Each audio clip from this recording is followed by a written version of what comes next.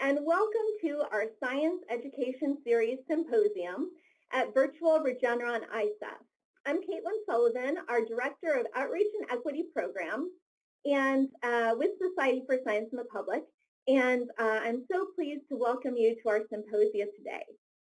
Today we have a very important topic which all students and teachers should be thinking about, but may not know how to approach. And so joining me today to help explain these topics to us are Jorge Valdez and Juan Valentin from the U.S. Patent and Trademark Office. And they'll be helping to demystify the patent, trademark, copyright process for us so that students can protect their own intellectual property. So I'm going to hand over the presentation to Jorge now.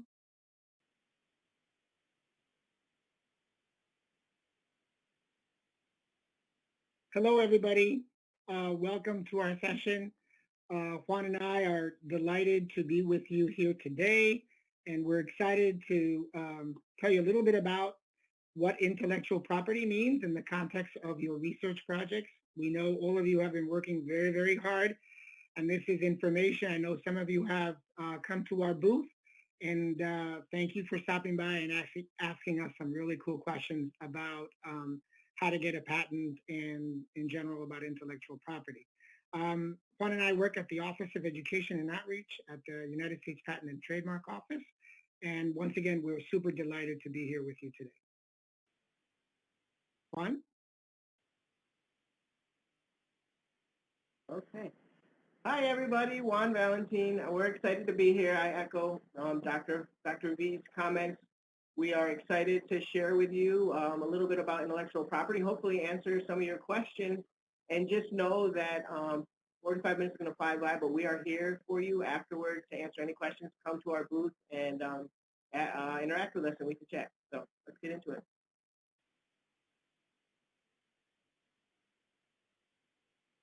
We show this always. This is one of our first slides. It says that if you see any references to any commercial products, as a federal government agency, we do not endorse any products.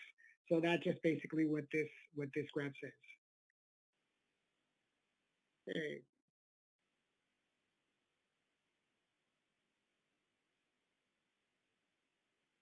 Okay. Let me go back one slide. I think I skipped one. What we wanted to do with this session is really to help you understand a little bit more about what is intellectual property. We do a lot of work around the nation and internationally as well in providing students and educators with the tools and the strategies to help implement invention education. And this ties very much into the research work that you do. A lot of the inventions and discoveries that are made around the world come from research projects. And so it's important for you to know the connection between the work that you're doing and the implications it has for not only innovation and future technologies that you might discover or invent, but also how to protect those technologies and inventions.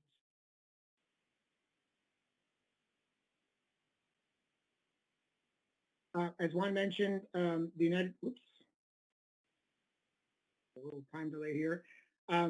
Juan and I work at the United States Patent and Trademark Office. We are the innovation agency. We basically have several functions. One is to issue patents in the United States and register trademarks. We are also responsible for advising the administration on policy issues related to intellectual property.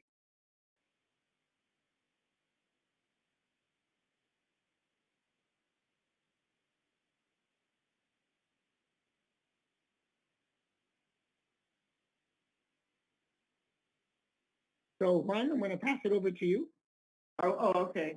So what do you think intellectual property means? So this is going to be a little interactive portion of our talk. We'd like you to use the chat feature and just go ahead and drop down your thoughts on intellectual property. What does it mean to you?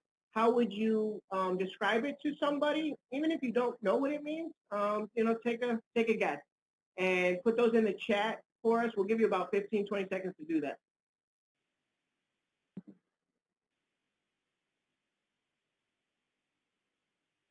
And the audience can submit those through the Q&A section, and our presenters will see those.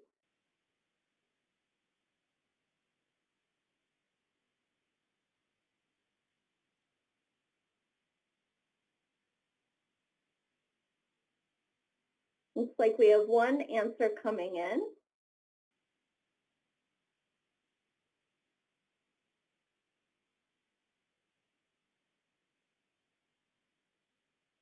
These ideas, thoughts, intangible items that are owned.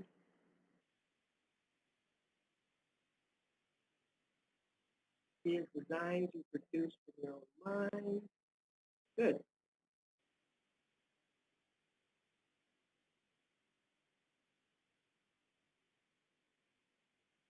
Quickly describe an idea or product, a particular product completely, no plagiarism, like that.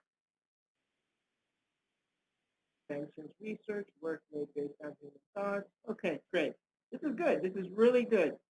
It's a set of ideas that you have rights to, you own, not in a way. Okay, great. So that's great. I love where your minds are at. Jorge, if we go to the next slide. So the way we like to describe it, and many of you were on the right path, and some of you actually were super close and kind of hit it. So let's break it down into two words, right? So we have intellectual, which is a semi-big word on its own, right? And then when you add property, it really kind of makes it a little confusing, but it's not that confusing. Let's just look at it one word at a time. And so intellectual means intellect, right? Just like the picture on the left-hand side, you see a brain and ideas. Many of you use the word ideas, and that's great because it all comes from an idea that stems from your brain, your intellect, right? So you got to be intellectual, and it's yours. Someone keyed in the chat that it's yours. I think you're exactly right. It is your idea. However, it's more than an idea. So just an idea itself cannot be intellectual property.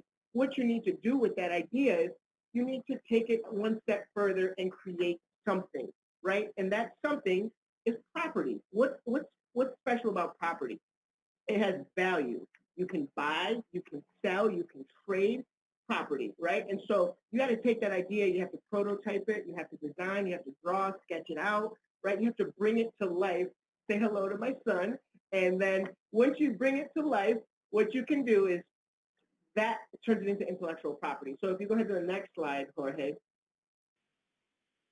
right? And so it's creations of the mind, really. Anything that's created with the mind and you turn it into something new. And we're going to talk about the different forms of intellectual property today.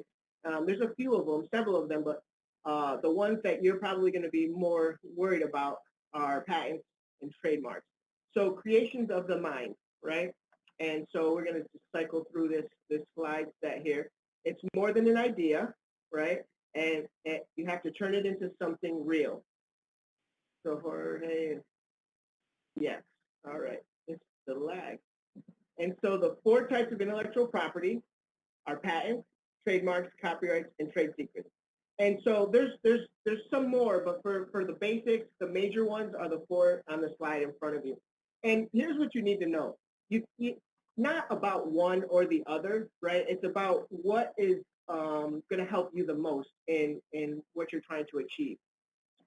Many times inventors create new things that have function. And so in that case, patents most likely going to be where you start.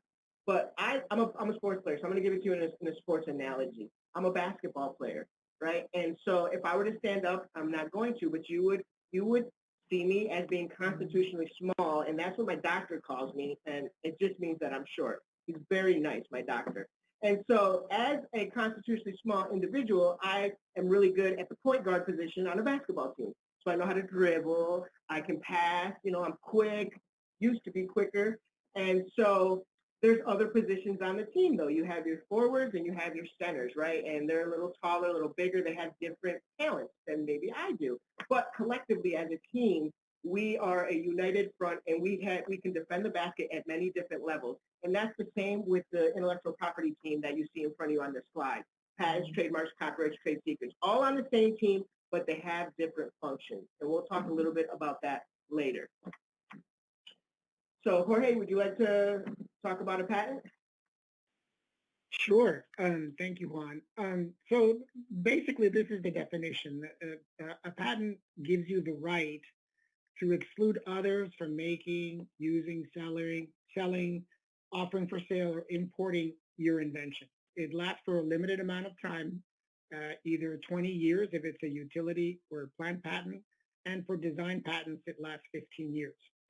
Um, it's territorial. That means that if you want to protect your invention, let's say you came up through your research project and you discovered a new compound that had wonderful applications, and you thought that there would be a big market in the United States, you would file the application for patent here in the United States.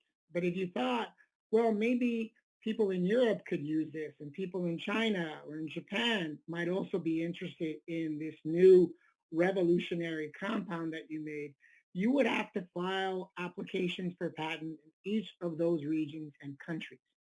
So we often get asked the question, is there a worldwide patent? No, there really isn't a worldwide patent. It's territorial. I know that's a lot of patents. We get a lot of applications for patents in the United States.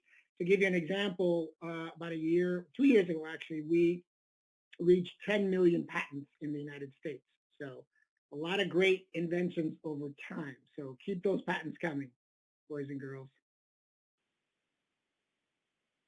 Um, Patents protects inventions, and invention has really broad range of things, right? It could be the light bulb, everybody's familiar with Edison's invention of the incandescent light, but it could be a toy, it could be an iPad. Here we show a patent drawing of Lincoln Logs, and you can see its patent number on the upper right-hand side. It's patent 1 million, so it's quite a few years ago. But it can be very, very broad in terms of what you can patent. So what can you patent? Go to the next slide. I think this is, um, we'll skip this one since we talked about it. There are three different types. Utility has, think about it as function. It has some kind of functionality to it. Design, and most of the patents that you're familiar with are of this kind, utility. Design, think about it as the way something looks. Here you have an example of the Statue of Liberty, which has a design patent. Of course, many years ago, it's expired because it only lasts for 15 years. Automobile makers apply for design patents so that nobody is able to copy their specific cool design of the car. And then plant patents, and some of you may be familiar with this, are plants that are not found in nature. They can't be naturally occurring. There's something that you could create in the laboratory through asexual reproduction. So you can actually apply for a plant patent. And both utility and plant patents, I should say, last for 20 years, whereas design patents last for 15.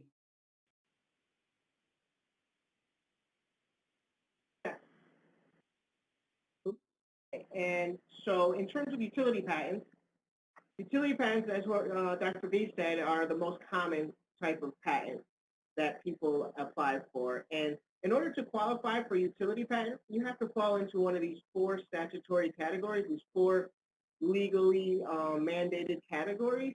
And that would be a process of doing something, a process of making something, a machine, an article of manufacture, and lastly, a composition of matter. And so that is what we call the utility requirement for a utility patent. There's actually, is it useful? Does it have utility? And so in order to determine that, we see if it falls into one of these four categories. And if it does not fall into one of these four categories, then unfortunately you won't be able to get a utility patent. And so the next slide, it just kind of reiterates that. And so the other two things, there's three qualifications, right? There's new, there's useful, which I just described on the last slide, and then there's non-obvious. And so when we talk about new, we're talking about novelty. Is it novel? Has it been invented before? Does the idea exist somewhere else in what we call prior art? Prior art are any type of document that was published before the date that you filed for your patent application. So it could be anything. It could be another patent from the U.S. or a foreign country. It could be a scientific journal or scientific article published in a magazine somewhere. It could be an advertisement somewhere. We literally look at everything. And we don't even look in just the US. We look worldwide for the idea or the concepts of the invention that's being patented or applied for. And then, is it obvious? Would it be obvious to put a fifth leg on a chair? We're going to ask ourselves that question if we get an application for a chair that has 5 legs versus 4. So that's a question we'll ask. We'll ask ourselves in terms of everything. Can I find the unique features of your invention? If I don't find them in one document, can I look for them in 2 different documents, sometimes maybe even 3, and say it would have been obvious to combine the features of those other inventions into one? And so that's something that we look at and we make a determination as patent examiners. And then we're gonna give you our written opinion, and you have a chance to look at it, look it over, and you have a chance to write back to us if you disagree with us. So on the next slide, you'll see the 3 different categories that you need to qualify for utility patent. The first one being new, and then the second one being useful, and the lastly, not obvious. Go ahead, if you click through, they'll pop up. Yeah. And so Dr. V is going to talk to you about trademarks now. So trademarks, this is, everybody's familiar with trademarks, right? The trademark is something that identifies the source of the product. Now, if you think about an invention, ultimately you want to get that invention in the marketplace, and you want to sell it. Well, in order to buy something, it's got to have a name. And so think about, Coca-Cola, and think about any product, your favorite product, they have names. And so you want to be able to register the name, for example, of your product so that it could uniquely identify and so that there's no confusion for consumers in the marketplace. And so trademarks are really an important aspect as you think about taking your invention, let's say starting with your research work, your invention out to the marketplace. So this is, you can see that TM stands for trademark. It could be a service mark.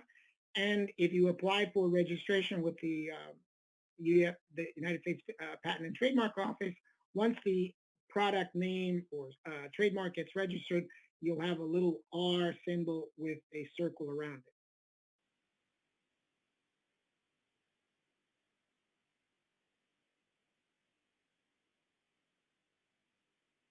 it. Okay. Whoop. The other third type of intellectual property is copyrights. And there, the symbol is a little bit different. See, it has a little C and a little circle around it. And for copyrights, what it does is it protects the original works of authorship, such as it could be a poem, it could be a play, a song, a recording, music. We're all familiar with these things. And as soon as those things are put into a tangible form, like, for example, if you write a poem or an essay, they become automatically copyrighted if it's an authentic or original work of work by the author. So copyright is another illustration of intellectual property. A book can be copyrighted, for example, or a movie has copyrights. And you can't reproduce those things without permission of the author. Copyrights last a little longer. Copyright typically lasts 70 years after the life of the author. So the author lives and then the author dies, the copyright protection or the copyright exists for 70 years after that. And so you typically what happens is people bequeath or can put their books, their plays, whatever they have copyrighted, and they could pass it along to other family members or heirs. So that's copyright. And the last type of intellectual property protection is trade secrets. And as the name says, it protects confidential information that gives you a competitive advantage. The benefit, and we're all familiar with the recipe for Coca-Cola, nobody knows that, but a very few number, small number of people at Coca-Cola.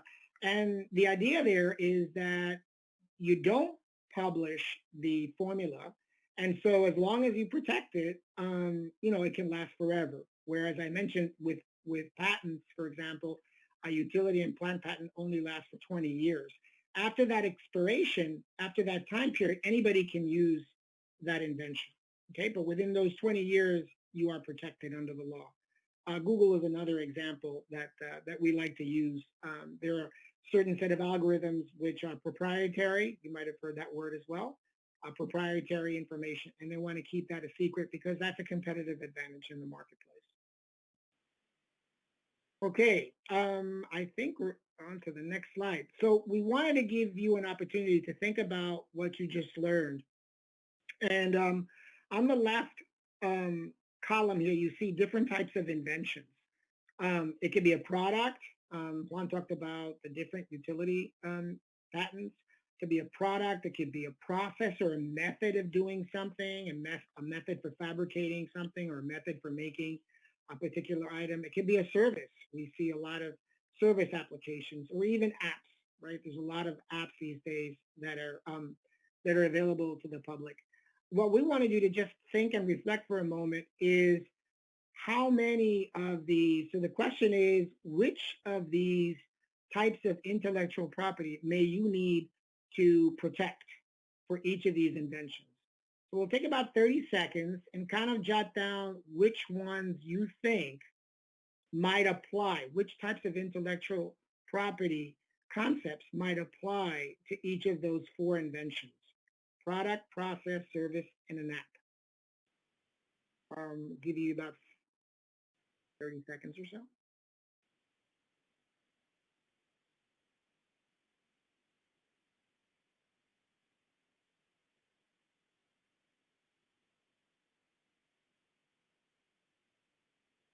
And if you want to put any questions in the chat box, or any questions for us, or any questions you might have about this chart, and then we'll reveal the answers for you in a second.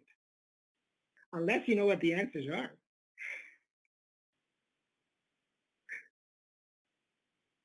All right. Shall we reveal the answers? Okay, let's reveal.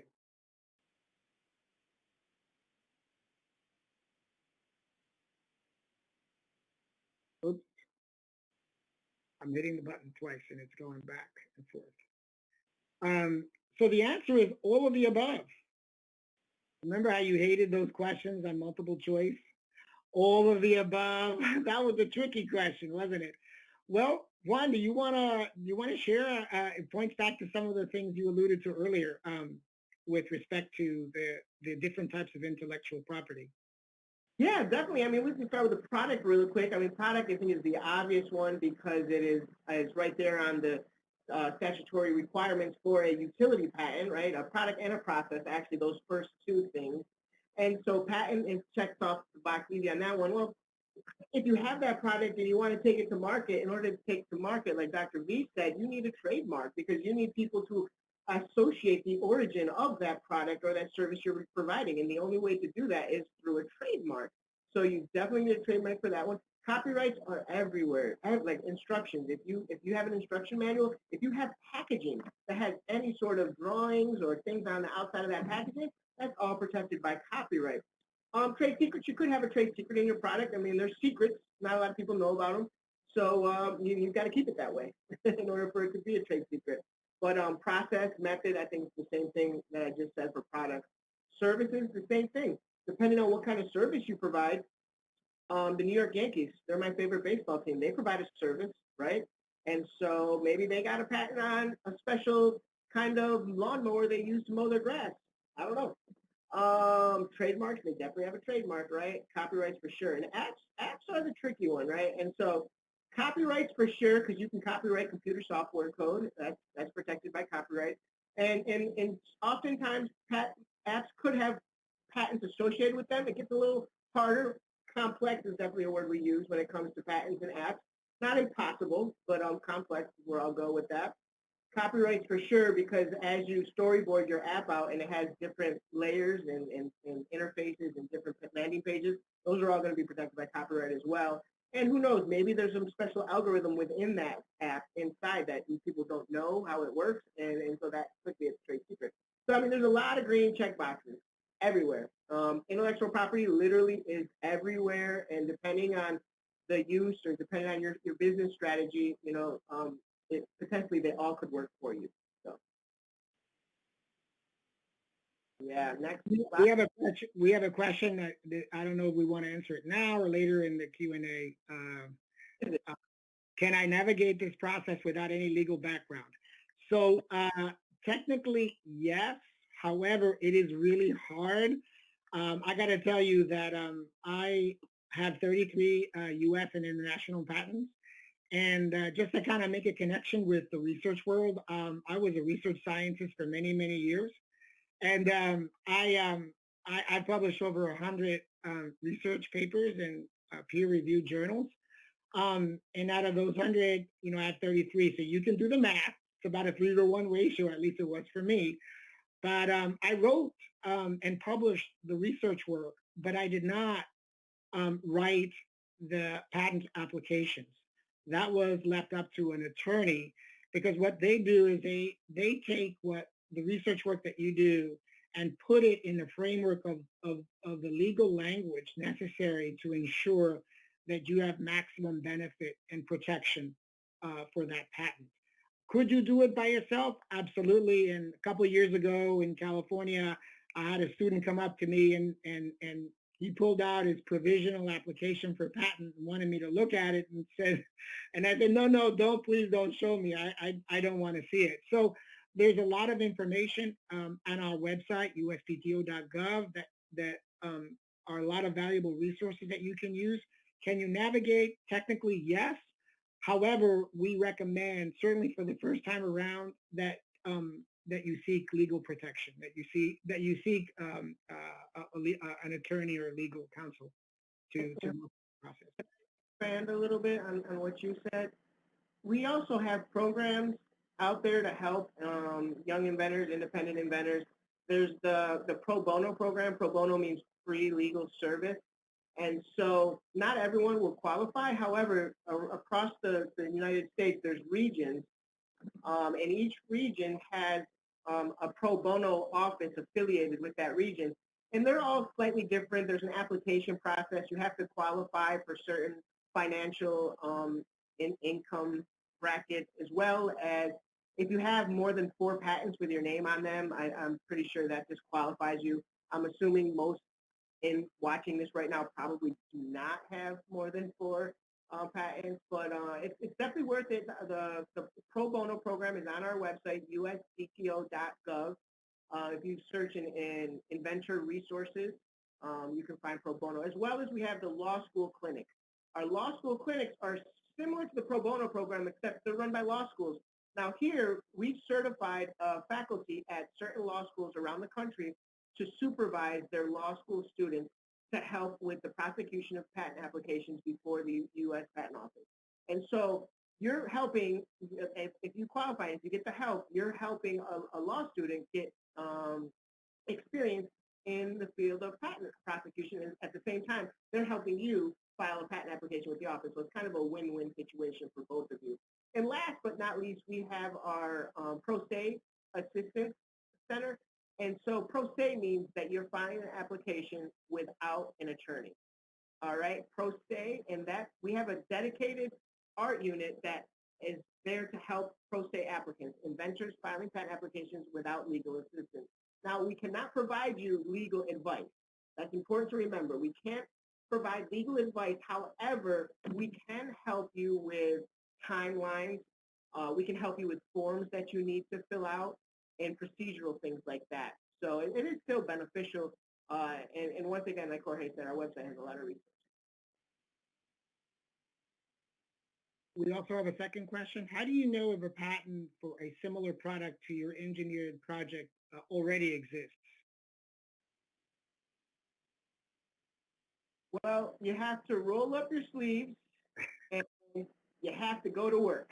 And hopefully you have an internet connection, because you're going to spend a lot of time searching on the internet, whether it's scientific journal sites, a search engine such as Bing or Google is a great place to start. There's Google Patents. Actually, Google has a whole interface dedicated to patents specifically. and they have access to the same patents that an examiner has. But the search tool is pretty user-friendly, actually, very user-friendly. When I was a patent examiner, I would supplement any search that I did on our government systems with a search on Google Patents just to make sure, I got everything. I was looking for everything. But that's a great place for you as a young student inventor to start because you definitely want to look. Because if you don't look and you file a patent application, I'm not going to put a percentage on it, but most of the people who do that are not going to end the process with a smile. And so just like anything in life, you got to do your homework. You got to put in the work because it's time. Time equals money, right? And your time is precious. It's precious for you. It's precious for the patent examiner who's going to be looking at your application. And so save everybody time, save yourself money, and do some homework before you actually file. So talking about patents, I think it's a great segue into the next slide, which is the front cover. Most patents look like this. They have a front cover. And so we call this anatomy of a patent. And there's some basic information there that tells you a little bit about the patent itself and the invention, much like a research paper where you write an abstract, which is a short summary of the invention. A patent also has an abstract. It also has a written description. Some patents could be 2 pages. Some patents could be 20 pages or 100 pages. And that written description tells and describes the work and how it's made or used and what are the advantages. There are obviously drawings, much like in a research paper, you have drawings and sketches and graphs. Well, patents also have those types of information contained in the patent. Prior art Juan mentioned prior art. As a researcher, and you know this because you know what other people have done in a particular area because you're familiar with the literature. So it's very similar. Prior art is what's been in the literature published that precedes your work because we know the research endeavor, it doesn't start in one place. It builds off of prior work that has been done by other researchers around the world. And then the last thing, which is not on this front cover, but we'll show you in a second, it's on the back cover, are the claims. The claims are really the one of the most important aspects of a patent because they are what defines the legal boundaries of the invention. And they're very, very cleverly worded. The language and the words that are used provide the clarity around what is protected in that invention. So the claims are a very, very important aspect of it. And oftentimes, attorneys will work very hard to ensure that the claim language defines the broadest range of protection for that particular invention. Let's see. So this is an example of a patent. On the left is the first cover. You can see if you can blow it up, I don't know if you can see that this is a patent number 7,488,000. This was the date of the patent. The date of published was February 10th, 2009. It tells you the title up on the upper left here. It tells you the inventors. These are like if you have a team of researchers, your names would go here. It talks about the assignee. Now, here's something interesting, right? If you work for a company, normally on the first day of work, you sign a piece of paper that says, if you invent anything, it belongs to the property of that company. And that property, those property rights are owned by the company. You're still the inventor, but the company owns the intellectual property. And as Juan pointed out, they're the ones that can actually sell or trade or monetize that particular patent or invention. And these are some drawings, and these are the claims on the right-hand side. Here in this particular patent, you see 4 different claims, 4 primary claims, and the first claim has some subcomponents as well to it. But this is only 4 claims for this particular patent. Moving on. We wanted to give you an opportunity to try this at home. We're not going to do it here in real time, but we thought we would give you an activity to take home. Maybe you could do it over the Memorial Day weekend. And we gave you 6 claims. And what we want you to do is to draw or make the invention as described by the following patent claims. This happens to be an invention for a toy. And there's a little beginning of a sketch right there on the right-hand side. And it's a toy for a pet comprising each of those things. So we want you to, have some fun over the weekend and hopefully learn something by taking those claims and actually bringing it to life in a real invention. And so Okay, here so are, yeah, yeah. Go ahead, real quick, if you don't mind. This activity would be fun to do as a family. So get your parents in on it, not just yourself. Make it a little friendly competition. Make it a challenge to see who can make the claimed invention. And so your invention has to have everything inside those 6 claims. And so the fun part about it is once you each make it, and give yourself time, like 20 minutes. You don't need a long time. Grab all kinds of household supplies that you have, anything laying around the house, and just try to make something that fits the claims. Now, it has to fit on a 4x6 index card, all right? That's part of the challenge, part of the creativity of this activity is you have to make it fit on this 4x6 index card. That's not to say that if you have like string that goes outside, as long as it folds up and fits on the 4x6 inch card to start, that's okay. And then once you've given yourself 20 minutes, then this is where the fun really starts because then if you do it with somebody else, you trade with other people and then you kind of grade their invention, right? And you use that same claim, the one you just used to build your invention, you go through it step by step, claim by claim, line by line, and you grade their invention. Does it have eyes? Does it have a tail?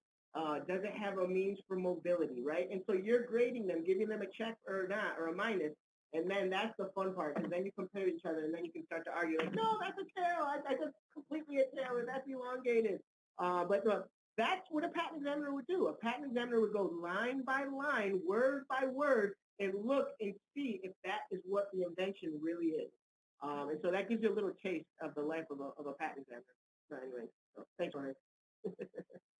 no, great, thank you, Juan. It sounds like I think you might have done this activity with your children at home. No, not my kids yet. They might kick me out of the house. That's not a nose. We have a couple of questions, but we wanted to kind of, first of all, say thank you for stopping by the USPTO booth in the Commons area. I know we had many of you come by and have been getting a stream of emails with really cool questions, and we've been sending out places where you can go for more information. So come on by and see us, and we'll be happy to answer any and all of your questions. So thank you. Then finally, we want to say if you want to get in touch with us, you can reach Juan and myself by sending us an email to education@uspto.gov.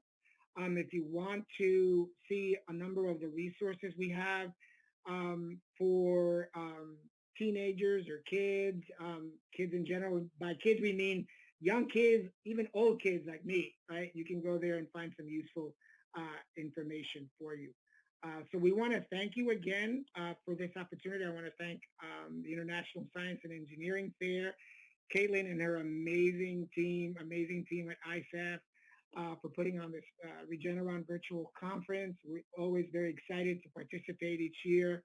And although we can't be with you all live in person, we're here in spirit and we're here to support all of your research endeavors. You guys are amazing. I've seen some of the projects that you guys come up with, just so impressive, and continue the good work and continued success in the future. And the U.S. Patent and Trademark Office is here to help your journey into the future of innovation. So with that, I guess we will take some questions. We have a few minutes with questions. And let's see. I lost question number 3, but okay, question number 3 is, so if you create your own app, could you file a patent for it? If you wrote an equation, could you copyright it? Good question. Juan, I'll give you the hard ones here. I'm going to pass that one to you.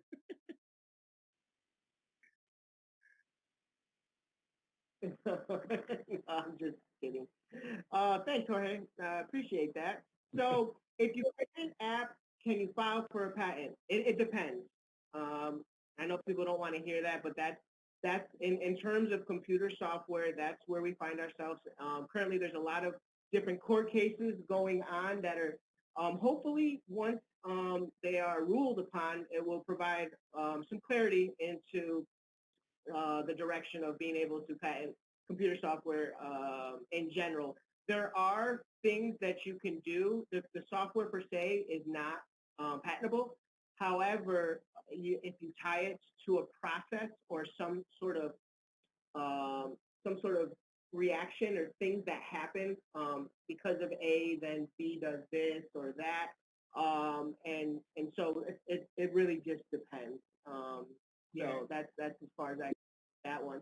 In terms of an equation being a copyright, I'm not, honestly, I'm just going to say I'm not the copyright person, so I'm not sure about that one. I can definitely find out. I'm actually curious about that one. I know in terms of patents, math equations are not patentable because they're considered like laws of nature. And so you can't get patents on laws of nature, something that is concrete. It's like if you follow these steps, this is always going to happen. So it's kind of considered like that. Now, that's not to say that if you had a math equation inside of your claimed invention that you had a process of doing something and that process included doing this particular equation to get an output and then doing something else with that output and have another outcome. That could may be patentable, but the equation itself is not going to qualify you. Okay, I'll take the next question because it's an easy one. If you sign an agreement with a company saying that they own the intellectual property, and if you then invent something while working for them, would you still get credit as the inventor despite not having the rights to sell it? The answer is yes, absolutely. An inventor is always an inventor. In fact, there are some legal definitions for how you become an inventor. And it maps back to some of the things we talked about in terms of the claims. The claims is really the meat and the substance of the patent. And so anybody on a team that contributes either directly or indirectly to any of those claims as listed in the patent is by law defined as a co-inventor and therefore listed on the front page as a co-inventor. So an inventor is always going to be an inventor if it meets that legal requirement. However, you are correct. The intellectual property of that invention belongs to the company because you probably signed on day one an agreement that says that the company that you work for owns the intellectual property rights. The next question, can a non-US citizen apply for a US patent? Absolutely. We get a lot of patents from countries outside of the United States. And remember, the reason why you want a patent in the United States is the market in the US is very, very big. We are a big consumer country. And so people want to invent products outside the United States and then sell them here in the United States. And in order to protect their invention in the United States, they must apply for a patent and get a patent issued in the U.S. So yes. So Jorge, I saw a question about the Library of Congress, not about the Library of Congress. I want to tell you about the Library of Congress.